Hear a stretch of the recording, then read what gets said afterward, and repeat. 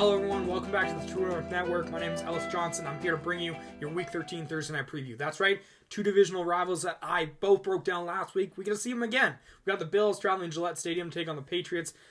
A game that's big for both teams. Pats need to stay in the hunt. Bills need to try to catch up to the Dolphins, which is looking a lot harder than you think. So, here we are.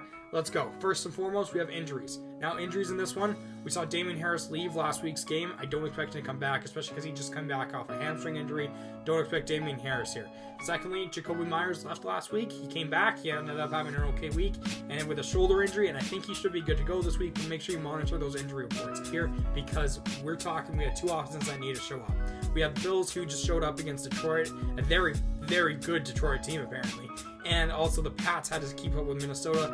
Man, when was the last time we saw a Pats quarterback throw for almost 400 and also score more than 25 points? It's definitely been a minute. I don't even recall Brady doing that in the last few years. So here we are. Must start number one, Josh Allen. Easy money here.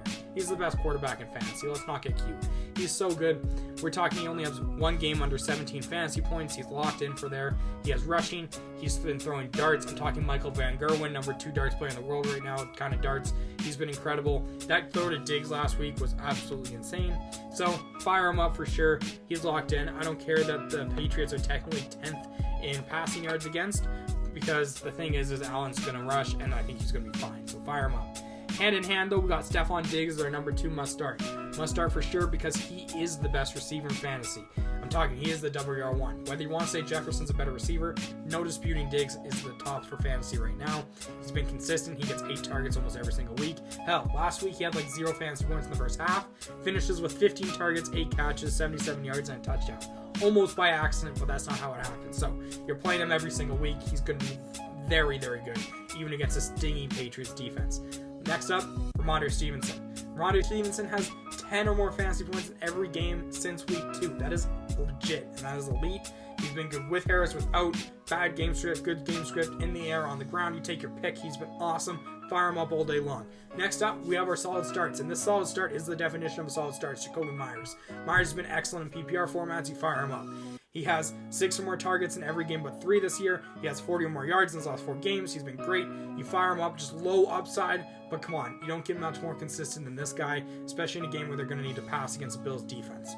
Now we fall into our flex options, and the first one here at a disappointing week last week, it's Gabe Davis. Gabe Davis didn't do too well because of Isaiah McKenzie's show last week, and we'll get into that later, but Gabe Davis, I thought he was going to explode. He didn't. That's fine. He's still the clear number 2 on this team, and the number 2 on a Josh Allen team is always going to have some upside, and he's a high-risk, high-reward kind of play. I am nervous about this Pats team that has been quite good against the pass. They've just been good overall, so I think lower upside here, and I'd rather play a player who I know is going to be solid, like Zay Jones. He's just coming off of a big week. But the thing is if you need the upside, doesn't get much higher than Gabe Davis, fire him up if you want, but just know there's some risk. Next up, Dawson Knox, Hunter Henry. I put these two together, and they're in the flex options because I don't see their solid starts, but they're definitely upside plays.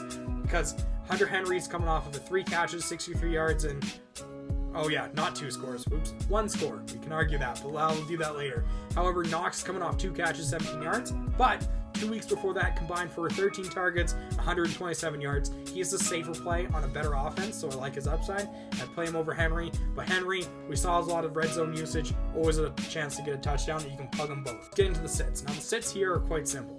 First one, Mac Jones. I know, I called him here last week, and he put up 382 passing yards, and had the highest passing yard week for all quarterbacks last week. But I don't think it's going to happen again. That was a lot to do with the Vikings having a very good offensive game, and also they were really good at stopping the run. I don't think the Pats want to pass the ball a lot this game because they know they can't beat Josh Allen like that. So Mac Jones, they're going to have more success on the ground. I don't think he's going to have to run to pass a lot. So he's going to have his classic 8 to 15 fantasy points, low upside, solid floor if you really want. So you can play him if you want. I'd be looking for higher upside elsewhere.